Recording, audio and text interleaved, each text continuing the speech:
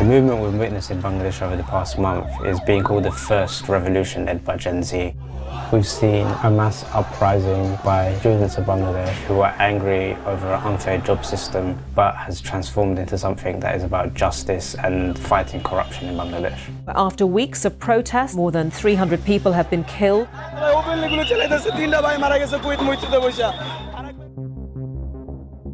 So the students in Bangladesh came out to protest because of a system which allocates government jobs based on certain quotas, and a large proportion of that went to the families of freedom fighters. So the freedom fighters are people who fought against Pakistan for independence in 1971. Now in Bangladesh, for students who worked really quite hard to get their degrees and hopefully build a career, it felt really unfair.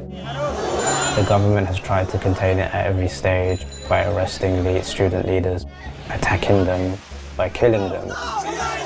Those images have got out there and they've galvanized the population. When the Supreme Court overturned the quota, the protests could have stopped there. But people kept going because they wanted justice for those who'd been killed in the first few weeks. Over time, there was like a kind of greater mobilization, to the point that a month after the protest started, people were storming the residence of the Prime Minister, who had escaped in a helicopter.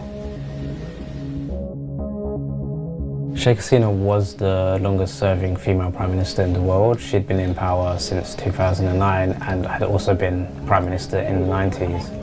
But Sheikh Hasina's rule over the last 15 years in particular has been associated with corruption and repression. Not long after Sheikh Hasina left, thousands of anti-government protesters stormed her official residence.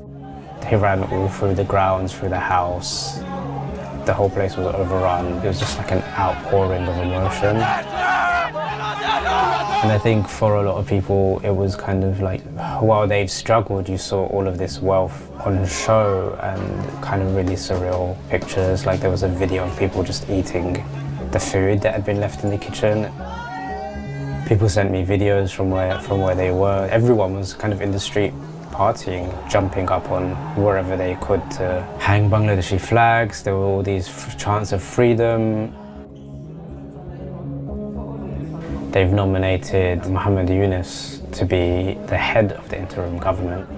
So Muhammad Yunus is a really quite well-loved figure in Bangladesh and respected on the international stage.